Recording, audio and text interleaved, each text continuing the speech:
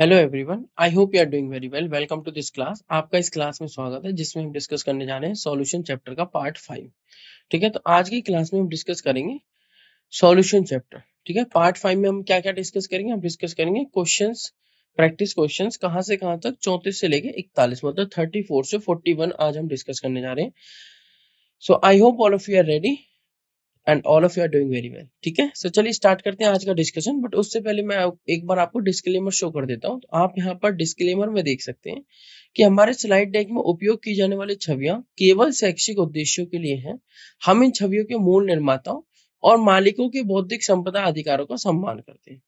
यदि आप इस डेक में उपयोग की जाने वाली किसी भी छवि के मालिक हैं और आपको कोई चिंता या मुद्दा है तो कृपया sathi@iitk.ac.in पर हमसे संपर्क करें। हम छवियों को हटा देंगे। ठीक है, सो चलिए अब स्टार्ट करते हैं हमारा आज की क्लास का important session discussion. Important session मतलब क्वेश्चंस का डिस्कशन है तो इम्पोर्टेंट तो होंगी। तो हम स्टार्ट करेंगे क्वेश्चन नंबर 34 से और एंड करेंगे क्वेश्चन नंबर 41 पे। तो ये रहा आपका क्वेश्चन नंबर 34। क्या कह रहा है क्वेश्चन नंबर 34 कि when 20 ग्राम ऑफ नेफ्थोइक एसिड मतलब C11H8O2 is dissolved in 50 gram of benzene. ठीक है, तो आपको सॉल्यूट का मास पता लग गया, सॉल्वेंट का मास पता लग गया। केएफ दे रखा 1.72 केल्विन केजी पर मोल, केएफ दे दिया। फ्रीजिंग पॉइंट डिप्रेशन बता दिया, 2 केल्विन इज ऑब्जर्व। ठीक है, डेल्टा टीएफ दे दिया। The van't Hoff factor I is, तो सीधा सा क्वेश्चन दिया वेंट ऑफ फैक्टर बता दो। फॉर्मूला आपको पता है और आपको ऑप्शंस दे रखे हैं 0.5, 1, 2 और 3। तो इस क्वेश्चन को सॉल्व करने के लिए मैं आपको 10 सेकंड का समय देता हूं। आपको अपना कॉन्सेप्ट यूज करना है डिप्रेशन में फ्रीजिंग पॉइंट वाला with went Hoff factor I के साथ, आपका आंसर आ जाएगा। चलिए इस क्वेश्चन को सॉल्व करिए 10 सेकंड में और उसके बाद हम इस क्वेश्चन का सॉल्यूशन देखेंगे 10 सेकंड के बाद। तो आपको दिए जाने वाले 10 सेकंड शुरू होते हैं अब।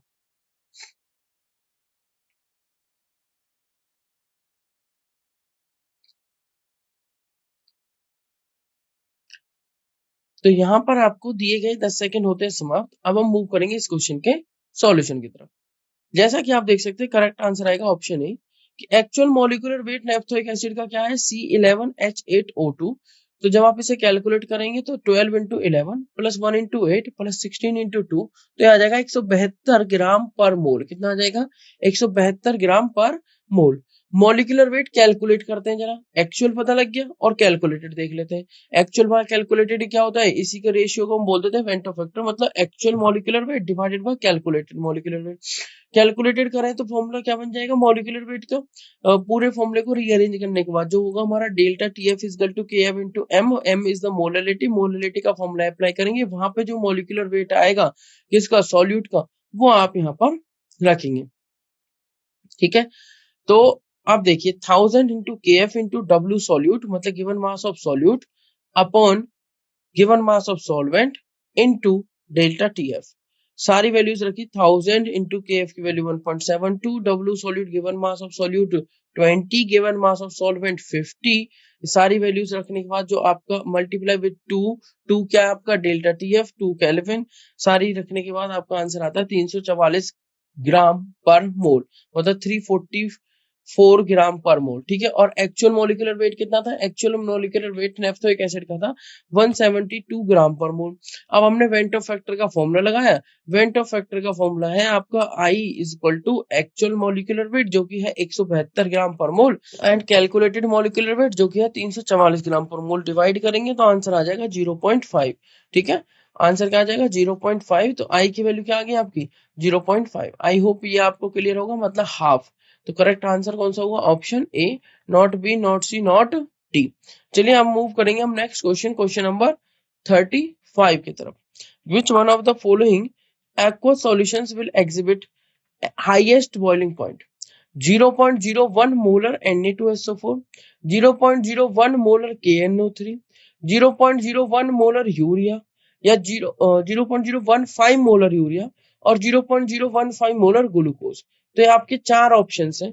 0.01 molar Na2SO4, 0.01 molar KNO3, molarity दे रखी है और अलग अलग आपके यहाँ पे लिखे हुए मॉलिक्यूल है Na2SO4, KNO3, राइट। इनका एक्वा सॉल्यूशन बनाया गया। तो which one of the following aqua solution will exhibit highest boiling point? ठीक है, तो चलिए इस क्वेश्चन को सॉल्व करने के लिए मैं आपको 10 सेकंड का समय देता हूँ option A B C D में से कुछ एक ऑप्शन चूज करने के लिए। 10 सेकंड के बाद हम इस क्वेश्चन का सॉल्यूशन देखेंगे।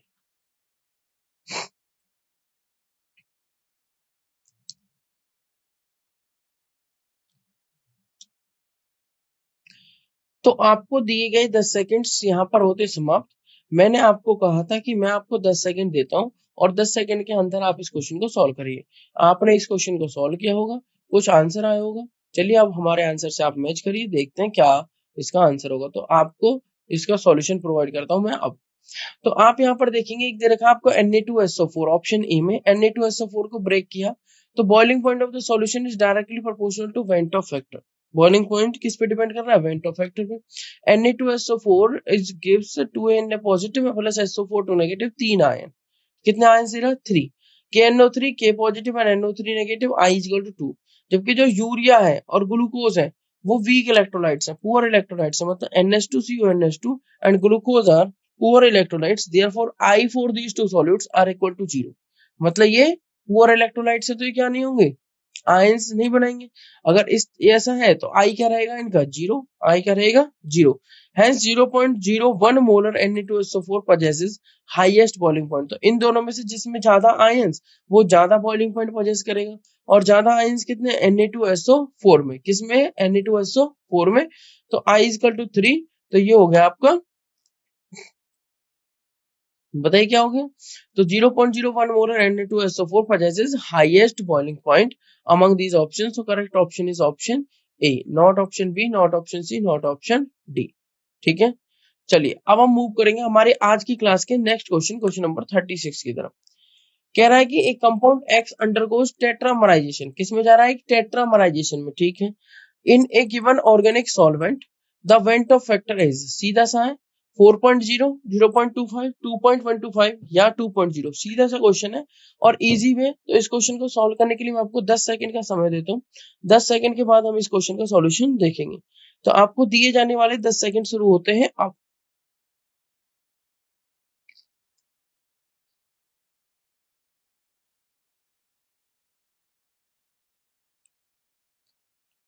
तो यहाँ पर आपको दिए गए 10 सेकंड का समय होता है समाप्त। अब हम मूव करेंगे इस क्वेश्चन के सॉल्यूशन की तरफ। जैसा कि आप देख सकते हैं, compound X undergoes tetramerization in a given organic solvent. Van't Hoff factor पूछा है तो 4A इक्विलिब्रियम किस में जा रहा है? A4 में। 4A से टेट्रामराइजेशन हो रहा है, ठीक है, और किस में जा रहा है? A4 में। तो अगर ये 1 है तो ये 0 इनिशियली। अगर आफ्टर डिसोसिएशन ये 1 माइनस अल्फा हुआ तो ये क्या हो जाएगा? Alpha by 4। 1 माइनस अल्फा तो ये कितना हो जाएगा? Alpha by 4। Total number of mole निकालते हैं यहाँ पे आफ्टर डिसोसिएशन कितने मोल्स है? 1 minus alpha plus alpha by 4। जब इसे सॉल्व करेंगे तो ये आ जाएगा एलसीएम 4 अल्फा प्लस अल्फा मतलब 3 अल्फा बाय 4। ठीक है, तो 1 माइनस 3 बाय 4 अल्फा, इस तरीके से आप इसे लिख सकते हैं। आई की वैल्यू क्या आ जाती है? 1 माइनस 3 बाय 4 अल्फा। अगर आई की वैल्यू 1 माइनस 3 बाय 4 अल्फा है तो अल्फा क्या है? Degree of dissociation is equal to 1 और 100%। तो 1 माइनस 3 बाय 4 इंटू 1 तो ये आ गया 0.25। क्या आ गया आपका? 0.25। तो आई होप ये क्वेश्चन आपको क्लियर होगा किस तरीके से हमें क्वेश्चन सॉल्व करना है। तो आंसर 36 जो है वो है ऑप्शन 0.25 मतलब ऑप्शन बी। क्वेश्चन नंबर 36 का जो आंसर है वो क्या है? Option number B. ठीक है,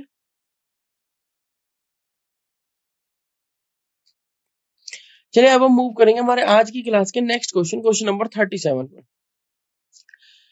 the degree of dissociation alpha of a weak electrolyte AXBY। एक इलेक्ट्रोलाइट आपको दे रखा है AXBY is related to van't Hoff factor I by the expression. वो किस तरीके से रिलेटेड है? तो आपने degree of dissociation, degree of association दोनों के फॉर्मूलेज पढ़ रखे हैं और ये क्वेश्चन भी काफी इजी और डायरेक्ट है, आप इसे इजीली अटेम्प्ट कर सकते हैं। ठीक है, ऑप्शन दे रखे हैं आपको कुछ। Alpha is equal to I-1 upon x plus I-1, x plus y-1। Alpha is equal to I-1 upon x plus y plus 1। Alpha is equal to x plus y-1 upon I-1। Alpha is equal to x plus y plus 1 upon I-1। ठीक है, तो चलिए इस question को solve करने के लिए मैं आपको 10 सेकंड का समय देता हूँ। 10 सेकंड के बाद हम इस क्वेश्चन का सॉल्यूशन देखेंगे। तो आपको दिए जाने वाले 10 सेकंड शुरू होते हैं अब।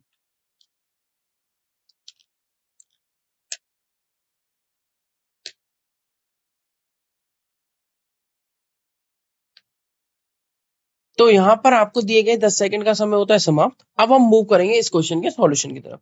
जैसा कि आप जानते हैं एक सिंपल सा क्वेश्चन है ये और करेक्ट आंसर आएगा ऑप्शन ए। कैसे?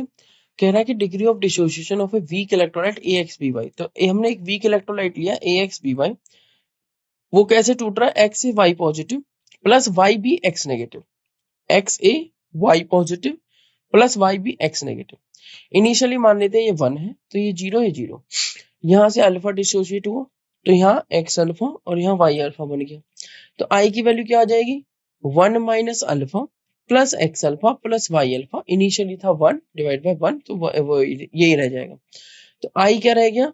1 प्लस अल्फा, अल्फा यहाँ से कॉमन ले लिया तो यहाँ से आ गया एक्स, इधर से आ गया वाई और इधर का आ गया -1। ठीक है, एक्स प्लस वाई -1। अब सीधा सीधा आप देख सकते हैं इस 1 को इधर ले आते हैं तो ये हो जाएगा i-1 और अल्फा के मल्टीप्लाई में तो वो चला जाएगा डिवाइड में, तो ये बन जाएगा i-1 alpha is equal to i-1 x plus y-1। मैं रिपीट करता हूँ, अल्फा क्या बन जाएगा? i-1 x plus y-1। ठीक है, तो इस तरीके से हमने क्वेश्चन नंबर 37 को सोल्व कर लिया, जिसका आंसर आया option A i-1 upon x plus y-1। चलिए अब हम मूव करेंगे हमारे आज की क्लास के नेक्स्ट क्वेश्चन, क्वेश्चन नंबर 38 पे। कह रहा है which of the following aqueous solution should have the highest boiling point. Highest boiling point किसका होना चाहिए? जहां मोलरिटी सेम है। अगर मोलरिटी सेम है तो इसका मतलब किस पे डिपेंड करेंगी चीजें? अगर हमारी मोलरिटी सेम है तो इसका मतलब डिपेंड करेगी इसके नंबर ऑफ आयंस पे। मतलब हमें वेंट ऑफ फैक्टर देखना है। क्या देखना है? Van't Hoff factor. ठीक है, तो इस क्वेश्चन को सॉल्व करने के लिए मैं आपको 10 सेकंड का समय दूंगा। इजी सा क्वेश्चन है, हाईएस्ट बॉइलिंग पॉइंट किसका होगा? इस तरह के क्वेश्चंस मैं आपको करा भी चुका हूँ। ठीक है, तो इजी है एकदम क्वेश्चन। आई होप आप अटेम्प्ट कर लेंगे। तो आपको इस क्वेश्चन को सॉल्व करने के लिए कितने सेकंड का समय देता हूं मैं? 10 सेकंड का। 10 सेकंड के बाद हम क्या देखेंगे? इस क्वेश्चन का सॉल्यूशन। तो आपको दिए जाने वाले 10 सेकंड शुरू होते हैं अब।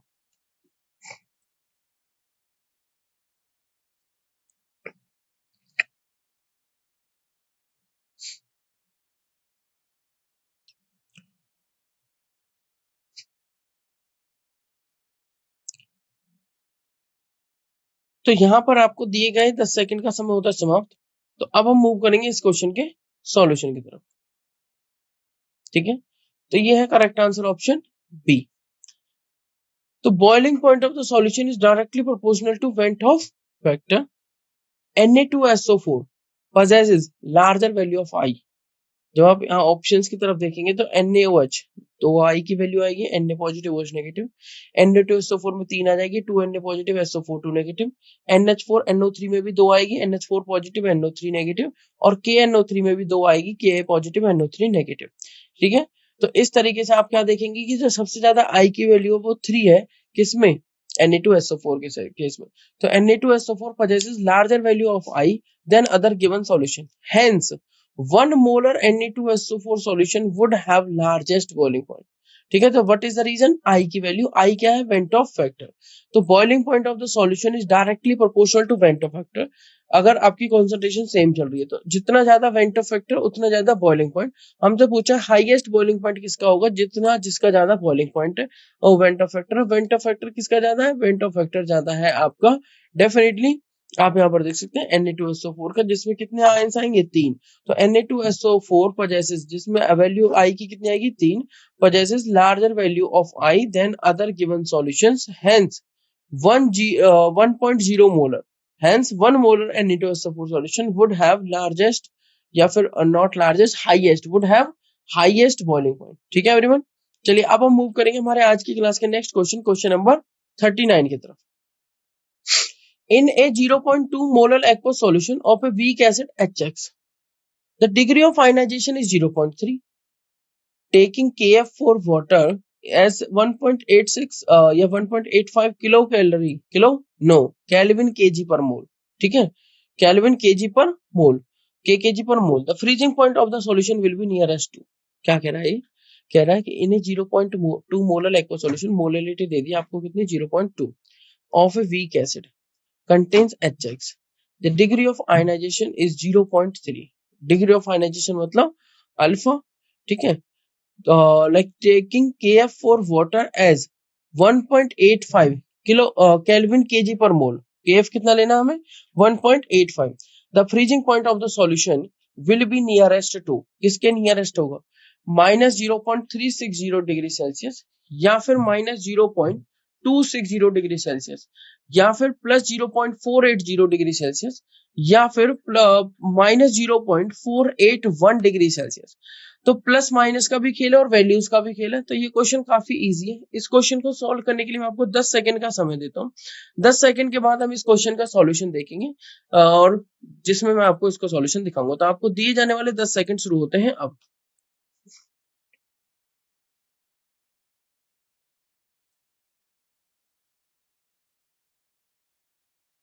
तो यहाँ पर आपको दिए गए 10 सेकंड का समय होता है समाप्त। अब हम मूव करेंगे इस क्वेश्चन के सॉल्यूशन की तरफ। जैसा कि आप देख सकते हैं ये क्वेश्चन का सॉल्यूशन है। तो क्वेश्चन कह रहा है कि in a 0.2 molar aqua solution, ठीक है, of a weak acid HX the degree of ionisation is 0.3, ठीक है। यही तो कहा क्वेश्चन में, in a 0.2 molar aqua solution of a weak acid HX the degree of ionisation is 0.3, taking Kf for water as 1.85 Kelvin kg per mole, the freezing point of the solution will be nearest to, freezing point of the solution will be nearest to। तो देखो एक simple सा question है, एक tabular form मैंने आपको दिखाई। एक वीक एसिड है HX, इक्विलिब्रियम पे ब्रेक डाउन होगा H positive X negative. Initially मान लीजिए इसके 1 मोल है, तो इसके 0 रह गए, इसके 0 रह गए। After dissociation degree of ionisation कितना है, 0.3, मतलब 1 माइनस अल्फा। तो यहाँ आ जाएगा अल्फा की जगह 0.3, और यहाँ क्या आ जाएगा 0.3, यहाँ क्या आ जाएगा 0.3।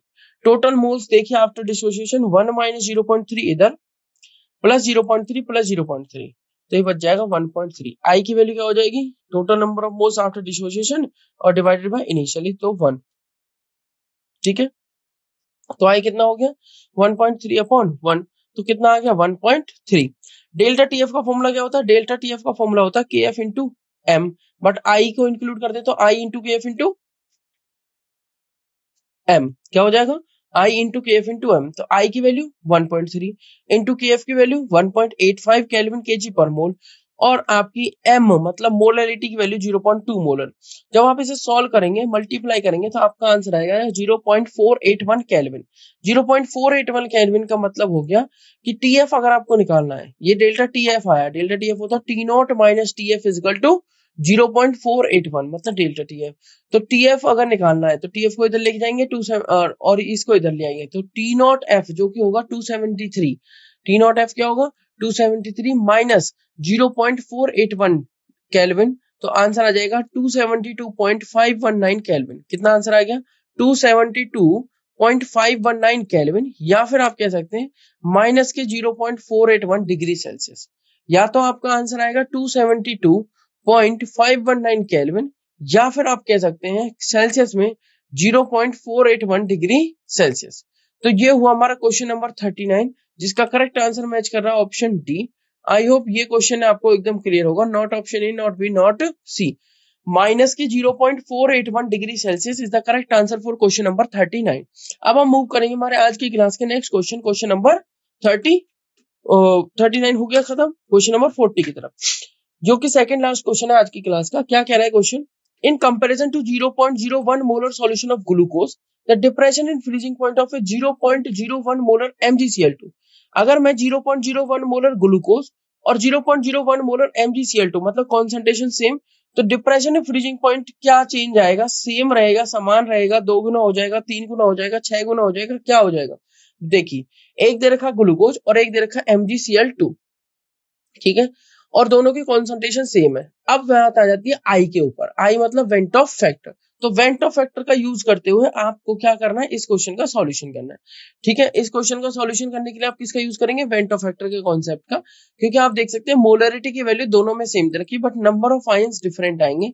लाइक ग्लूकोज में कुछ और MgCl2 में कुछ और। अब इनमें से कौन नॉन इलेक्ट्रोलाइट है, कौन इलेक्ट्रोलाइट है, वो भी आपको देखना है। तो इस क्वेश्चन को सॉल्व करने के लिए मैं आपको कितना समय दूंगा, 10 सेकंड का। 10 सेकंड के बाद हम इस क्वेश्चन का सॉल्यूशन देखेंगे। तो आपको दिए जाने वाले 10 सेकंड शुरू होते हैं अब।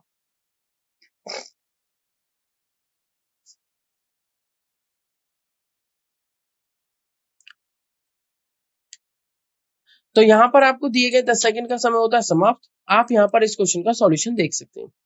Being a non-electrolyte, glucose does not undergo ionization। एक नॉन इलेक्ट्रोलाइट है तो आयंस प्रोड्यूस नहीं करेगा, When dissolved in water where MgCl2 releases 3 ions, कौन कौन से Mg के 2 पॉजिटिव और 2 Cl नेगेटिव। अब ग्लूकोज कोई भी आयन रिलीज नहीं कर रहा है, ठीक, और MgCl2 कितने आयन रिलीज कर रहा है, 3। Thus I for MgCl2 is 3 and that of glucose is 0. I glucose का क्या हो गया, 0, and MgCl2 का कितना हो गया, 3। Therefore depression of freezing point of 0.01 molar MgCl2 solution is about 3 times than 0.01 molar glucose solution। ठीक है, तो क्या हुआ, I for MgCl2 is 3, सो और ग्लूकोज के लिए 0, तो हुआ क्या, depression of freezing point 0.01 molar MgCl2 का कितने टाइम्स हो गया, 3 times, 3 times than the 0.01 molar of glucose solution। ठीक है, so correct answer is option C। ठीक है, about 3 times, not the same, not about twice, not about 6 times। correct answer is option C। ये हमारा हुआ question number 40। अब हम move करेंगे हमारे आज की क्लास के लास्ट क्वेश्चन, क्वेश्चन नंबर 41 की तरफ। क्वेश्चन नंबर 40 का आंसर आप देख सकते हैं, ऑप्शन सी मैंने मैच किया है, not option A, not option B, not option D. चलिए आप देखिए आप क्वेश्चन नंबर 41, लास्ट क्वेश्चन आज की क्लास का, एक अच्छा और simple question. The freezing point in degree Celsius of A solution containing 0.1 gram of K3FeCN6। ठीक है, एक कॉम्प्लेक्स दी थी आपको K3FeCN6 कितना, 0.1 ग्राम। ठीक है, एक सॉल्यूशन है जिसमें 0.1 ग्राम ये कॉम्प्लेक्स है, इसका मॉलिक्यूलर वेट है 329 ग्राम पर मोल, ये भी दे दिया, इन 100 ग्राम ऑफ वाटर। ठीक है, 0.1 ग्राम को मिलाया गया 100 ग्राम ऑफ वाटर में और सॉल्यूशन बनाया गया, तो फ्रीजिंग पॉइंट पूछा है। ठीक है, फ्रीजिंग पॉइंट है डिग्री सेल्सियस, केएफ दे रखा है वाटर का 1.86 केजी पर मोल, मतलब केल्विन केजी पर मोल। तो ऑप्शंस आपको कुछ दे रखे हैं, माइनस के 2.3 इंटू 10⁻², माइनस के 5.7 इंटू 10⁻², माइनस के 5.7 इंटू 10⁻², या माइनस के 1.2 इंटू 10⁻²। तो इस क्वेश्चन को सॉल्व करने के लिए मैं आपको 10 सेकंड का समय देता हूँ। 10 सेकंड के बाद हम इस क्वेश्चन का सॉल्यूशन देखेंगे। तो आपको दिए जाने वाले 10 सेकंड शुरू होते हैं अब।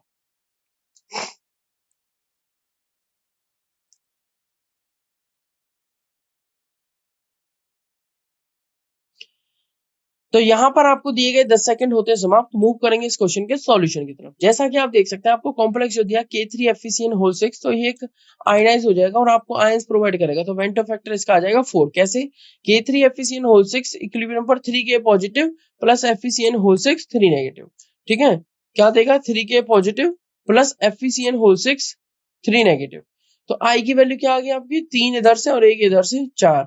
और अगर आप देखेंगे तो डिवाइड बाय 1 करेंगे तो वो भी कर सकते हैं, इनिशियली 1 ही है। डेल्टा टीएफ क्या होगा, I into K F into m.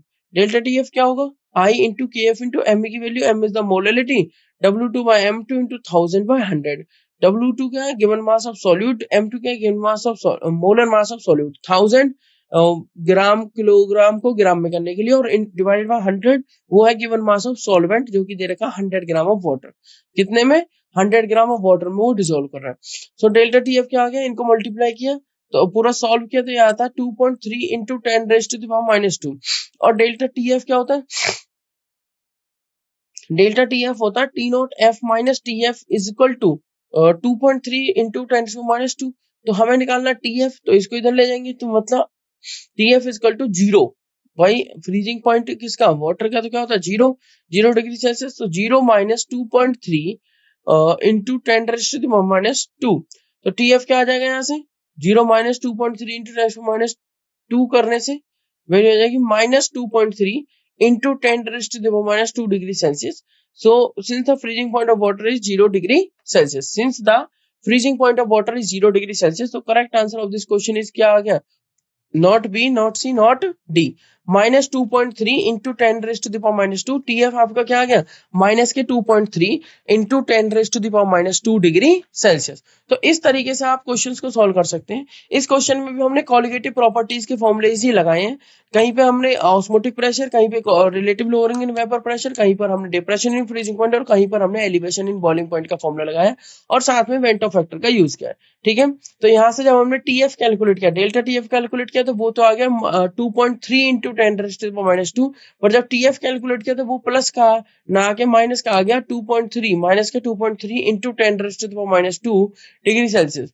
तो इस तरीके से आप क्वेश्चन नंबर 41 या फिर इस सेशन में दिए गए बाकी क्वेश्चंस को सॉल्व कर सकते हैं, एकदम इजी था। क्वेश्चन नंबर 34 से 41 तक आज हमने डिस्कस किए। तो this is all about this today's class everyone, thank you so much, have a nice day, take care, goodbye, धन्यवाद।